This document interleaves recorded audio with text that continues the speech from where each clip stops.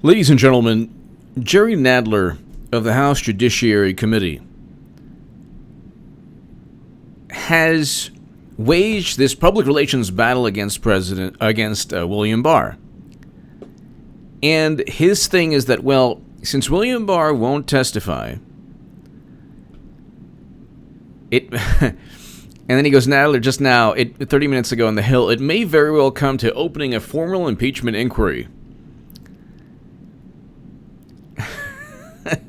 So House Judiciary Committee Chairman Jerry Nadler said Wednesday that it may very well come to launching an impeachment inquiry into President Trump, depending on the findings of the House's various investigations. So he has this two-pronged political assault on both President Trump and, of course, William Barr. With President Trump, it's always, let's investigate. And the more we investigate, the more the media will coddle Democrats and promote all their nonsensical, irrational fantasies. The Mueller report states categorically, and I will read you, categorically. Let me read you the issue. God. Okay. I'll read you this. This is on page 17, I believe. Further, the evidence, quote, and I quote, like Elizabeth Warren stated, and she was so proud of quoting the Mueller report, and I quote, further, the evidence was not sufficient to charge that any member of the Trump campaign conspired with representatives of the Russian government to interfere in the 2016 election. But that's exactly what the Steele dossier states. The Steele dossier states categorically, that members, including Trump, members of his campaign, including Trump, conspired with the Russian government as well as with Putin. So the investigations into Trump have no basis in reality.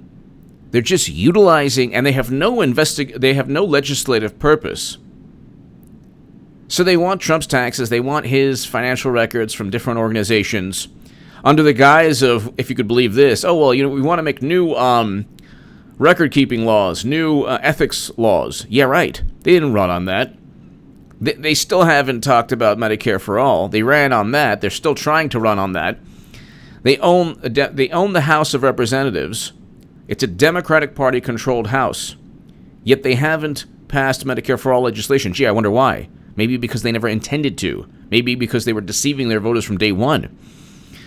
But if it's not trying to impeach Trump, it's picking a fight with William Barr over congressional testimony regarding how he described the following sentence. Quote, further, this is on page 17 of the Mueller report. Further, the evidence was not sufficient to charge that any member of the Trump campaign conspired with representatives of the Russian government to interfere in the 2016 election. The entire paragraph is this. Second, while the investigation identified numerous links between the individuals with ties to the Russian government and individuals associated with the Trump campaign, that is such a broad, ambiguous statement. If you cared about individuals tied to the Russian government, you'd care that Bill Clinton met with Vladimir Putin at his home. At his home. That is an individual with ties to the Russian government. This was in 2010, according to the Hill, Newsweek. This was while the uranium sale was going down. But here, second, while the investigation identified numerous links between individuals with ties to the Russian government and individuals associated with the Trump campaign, the evidence was not sufficient to support criminal charges. Of course it wasn't. Among other things, the evidence was not sufficient to charge any campaign official as an unregistered agent of the Russian government or other Russian principal.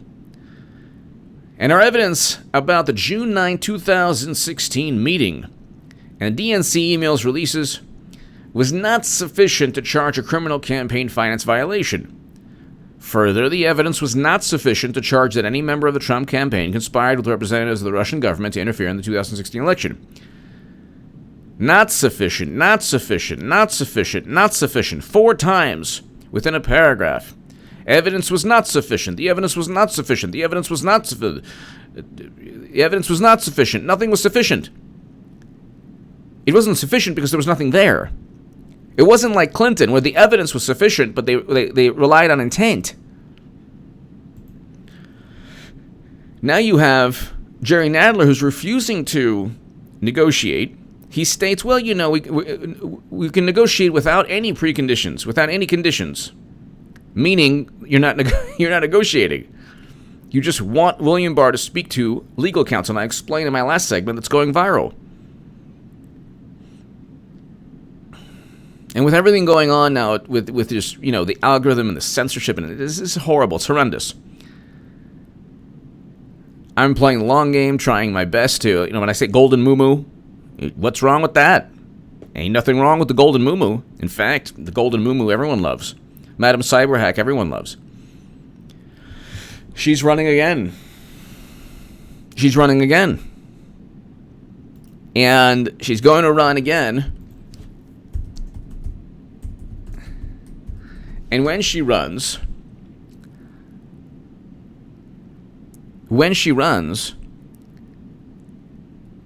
it's well, I'll get to that later on, like I usually do.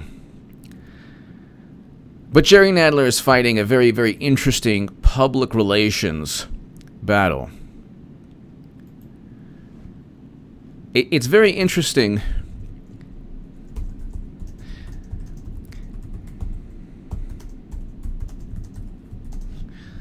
It's very interesting.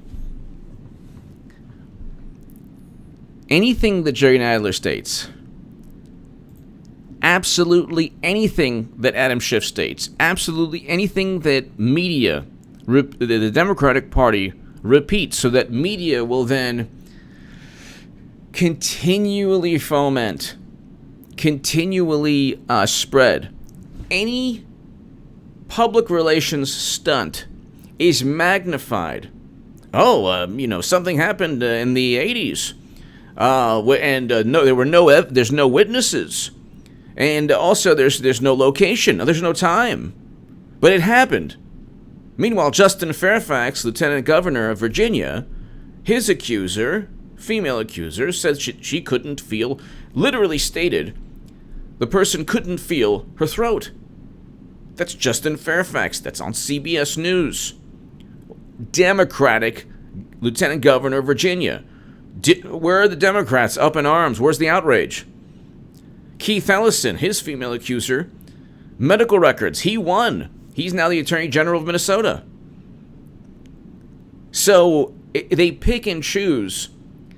Their outrage, you know what? They utilize outrage as a shield to then hurl their insults and demeaning comments and calls for violent or these extreme measures against their political opponents.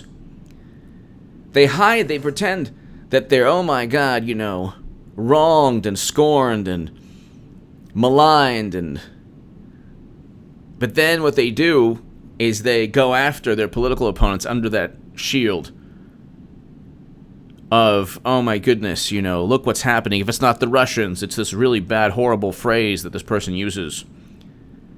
So it's really unbelievable, but at the same time, it's like, you're not going to get, this is not going to help Democrats. In 2020, this will not help Democrats because the country doesn't care. The country doesn't care if Jerry Nadler has yet another investigation. Chairman of the House Judiciary Committee. He's now refusing to negotiate with William Barr or remove any contempt vote.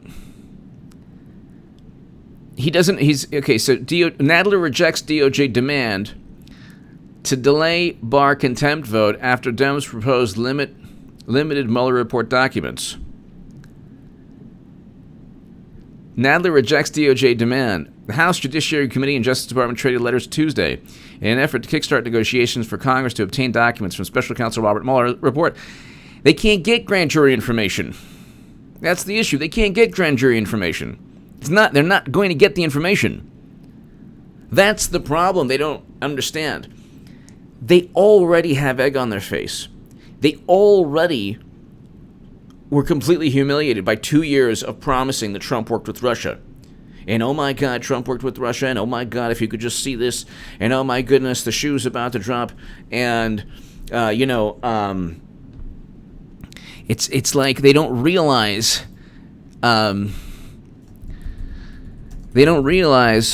that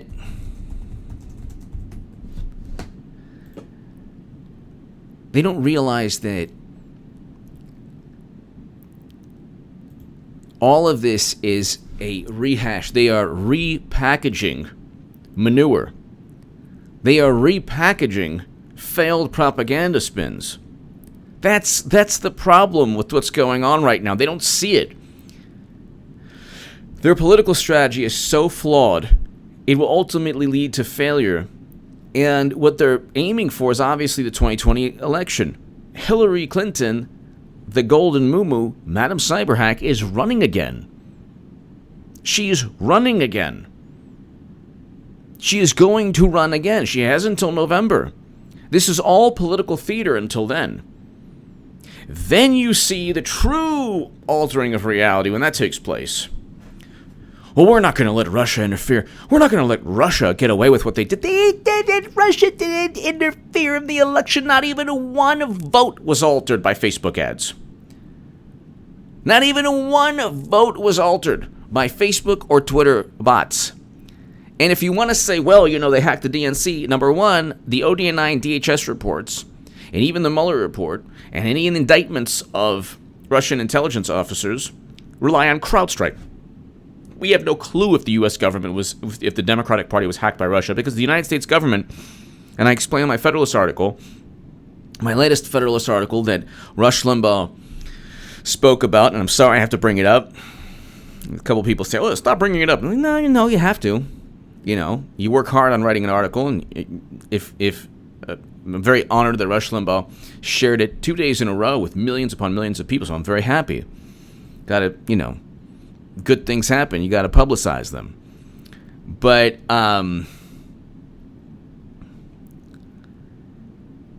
you have a situation where the United States government cannot guarantee that Russia hacked the DNC. The United States government cannot even tell anyone how many people had their votes altered by Facebook ads. Yet they'll say Russia attacked our democracy. They'll make the most grandiose statement of all time, yet they won't back it up by any facts, figures, statements of certainty or guarantees. So why should we believe them at all? But when Clinton runs again, it's going to be like, oh, well, we're not going to let Russia interfere. It's like the President Obama's administration presided over the sale of 20% of U.S. uranium capacity. That's a fact. What they say has been debunked with Snopes and, well, Clinton didn't have authorization to stop the deal. Yeah, but money flowed into the Clinton Foundation. See, don't you see there? You don't want to. If the reverse were true and it's Trump, and Uranium One CEO gave money and other officials gave money to the Trump Foundation, oh my God, connect the dots. The problem is they've criminalized suspicion against Trump, and they have completely erased any suspicion regarding Clinton when it's overt with Clinton. And with Trump, it's like 2 years. You're talking about Manafort's crimes that have nothing to do with Trump, buying an ostrich feather jacket. And what about his contacts? What about this? What about that? Yeah, the evidence was not sufficient for any criminal charges. Well, then obstruction. But it's an unlawful probe, so he fought back. He said it was unlawful. He was innocent. So what do you want him to do? Sit there quietly and take it like a Bernie Sanders? No. The guy fights. That's why you have a lot of Bernie voters voting Trump. You can quote H.A. Goodman. Lots of Bernie Sanders supporters are voting for Trump. He's a good president. He's an anti-interventionist president presiding over a great economy. Good president. President Obama had a lackluster economic recovery and economy, and he was an interventionist president. He alongside with the Golden Muumuu, and Biden, Botox Biden, helped destroy and turn Libya into a failed state. So, you have 300,000 manufacturing jobs lost. He did away with the Trans-Pacific Partnership. I mean, there are a lot of things that coincide, and I explain why Bernie supporters should vote Trump 2020 in my Federalist. Now it's just my you'll see below in the pinned comment. But you can look on my author page in the Federalist. I mean, Nadler rejects DOJ demand to delay Barr contempt vote after Dems propose limited Mueller report documents. CNN. Manu Raju, Laura Jarrett, and Jeremy Herb. June 4th, 2019. Today's June 5th, but I mean, they're talking. Nadler's in the news talking about the same nonsense. Nadler says he's confident. Says he's on the same page as Pelosi on impeachment. So now Nadler doesn't want impeachment. It's hilarious. Nadler, Schiff, and Pelosi don't want impeachment, but all three of them say that Trump worked with Russia. And that's where, Nadler confident Robert Mueller will testify publicly. No, he's not. They keep on trying to just prolong this, but we'll subpoena him if we have to. Great. The best thing for Trump. Please subpoena Robert Mueller. So Nadler's all in the news. The guy is, I mean, you can't find leaders that, without the media, they would be completely obliterated as a political party. They don't really stand for anything. You have Nadler, Schiff, Pelosi, and Schumer. We haven't heard from Schumer in a while, but Pelosi, Schiff, and Nadler. And then you have icons like Avenatti, and then Comey, Strzok, McCabe, Brennan, all of them. I mean, look at the type of people in the Democratic Party. And they say, oh, well, Trump's a bad person. No, he's not. No, he's not. You didn't hear that he was such a horrible human being when he had 15 seasons of The Apprentice. We're all liberals around the country who can't stand him now. We're watching The Apprentice for 15 seasons. Well, they were watching The Apprentice. They were watching, his family. They were watching the same celebrities and athletes that are now saying that Trump is like this, horrible madman. Floyd Mayweather Jr. was asked, very interesting, and I have an article in the description. Floyd Mayweather Jr. is the most dominant boxer and athlete of all time. Share that article. It's a Huffington Post article. I wrote about like 5 Huffington Post articles in the sports section. One was that Barry Bonds should be a first ballot Hall of Famer. You can look that up, and I believe that, and I explain the argument there. You might disagree with me. I know people I respect greatly who disagree with me, but I believe that Barry Bonds should be a first ballot Hall of Famer. I was at Game 2 of the World Series, and Game 6, by the way, when Anaheim beat the Giants. And I was there when he hit, apparently it's like one of the longest home runs of all time. And I'm telling you, Barry Bonds turned on a Troy Percival fastball. The thing was going easily 95, 96, 97, maybe 100. And he turned on that. He turned on that fastball. It went into right field. And it went into, from the moment it left Barry Bonds' bat until the time it hit the stands, usually like if you're at the game and you see like a long home run, you could count like maybe a second, 2 seconds. And this was like, I'm telling you, it had to be less than a second. It was like absolutely breathtaking. It just was like, everyone was like this. It was like watching a tennis match. Like everyone was like, phew. Anyway.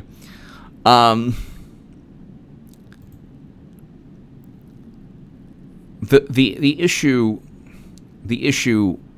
that we're facing right now. Oh, so here.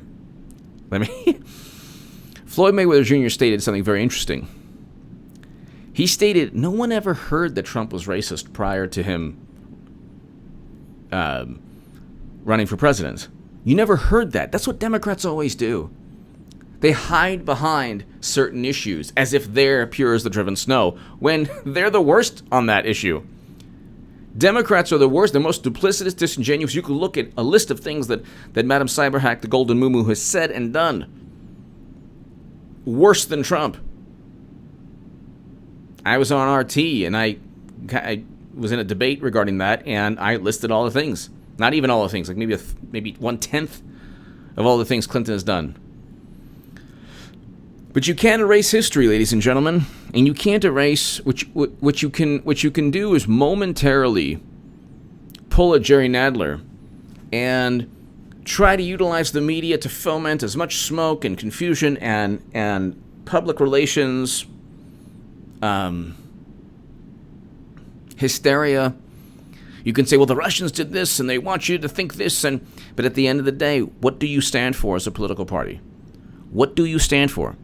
If the only thing is, Trump is a bad person, you're going to lose miserably. And if the only thing, if you're simply an extension of Bill and Hillary Clinton's campaign, oh, they're an extension of me. How you like them apples? Oh, I like that. I love having my extension be the Democratic Party. Speaking of my extension, if your political party is an extension of two people and you don't know it, and media and universities and Hollywood and Hollywood late night, you focus on the faux pas or the words, and you elicit the outrage, and you hide behind and utilize the outrage regarding words and sentiment and what somebody represents, but you ignore more egregious words and behavior from Clinton. You're not morally superior. You don't have the right to judge. You certainly don't have the right to condemn. And if you're the Democratic Party, you better give up any chance at winning, especially if it's Biden, but it won't be Biden. Madam Cyberhack, the Golden Moo, Hillary, is running again. That's important. It's important to realize and remember. And it's just very, very, very important. You can't go into this. You can't look at everything that's taking place and ask why. Why is not what you should be? Why are the Democrats unhinged? Don't ask why. Why are people so deranged? Don't ask why. There's no reason for you to ask why when you know the answer. The answer, of course, is that it's an extension of two people who are vying for political power. It's their last. Look, in terms of Father Time, it's their last chance. It's their last chance at ultimate political power yet again. You had Bill Clinton for 2 terms, and you had the Golden Moo wants to ascend. When she runs again, it will be complete scorched earth policy. People on social media who don't get on board, who are on the left, will be excommunicated, ostracized, and they will be called H.A. Goodman. And one of my amazing subscribers was very kind. Said he used the quote from Kingpin. It was so awesome. Kingpin, one of the great movies of all time. He said anyone who uses the name H.A. Goodman in a derogatory way should get Munsoned in an open field. Just hilarious.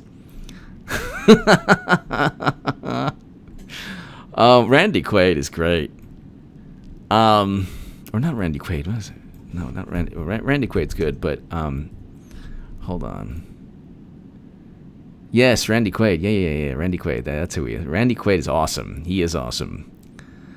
Randy Quaid is awesome. He was in Kingpin, one of the great films. I mean, if you're talking about like films like Spaceballs or Kingpin or I'm Gonna Get You, Sucker. I mean, these are fantastic films. Pretty much basically like my subconscious is just those films running. That's pretty much who I am. Young Frankenstein. I mean, we could go on.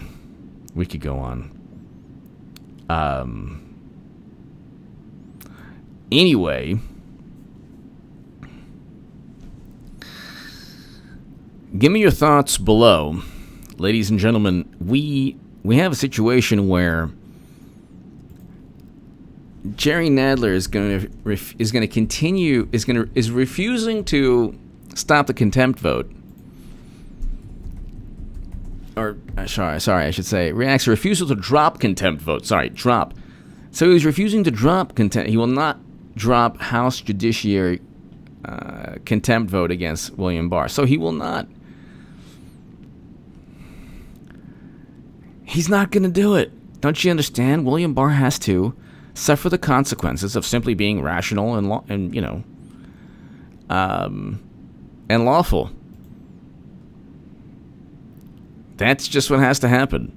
And it's all public relations. It's all spin. It's all nonsense. People say, oh, HA, make it 5 minutes. You don't have to go 25 minutes or 30 minutes or 40 minutes or whatever. But if you listen to it in my segments in their entirety, even if I meander, this is my real voice. Sometimes people lately, the past couple of months, be like, it's not your real voice. Yeah, it's my real voice. It's not like I don't start every second. Sunday. Yeah. Motocross presents. I know I'm not that it's not that,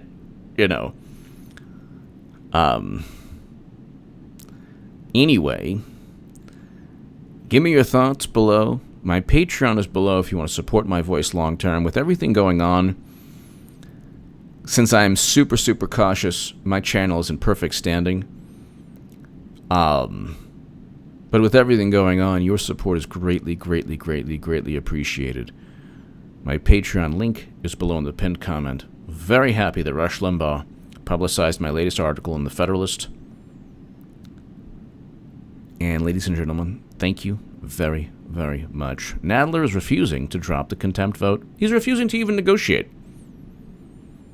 And he's going on a two-theater battle. One against Trump, one against William Barr. And he's going to lose both. The media only has so much clout, and actually, most 70-plus Americans feel the media reports nonsense. So this is all going to play out in an epic and monumental defeat in 2020. And who knows how they'll react? More importantly, who knows how they'll rebound from it? Give me your thoughts below. Clinton will lose to Trump in 2020 like she did in 2016. Thank you so much.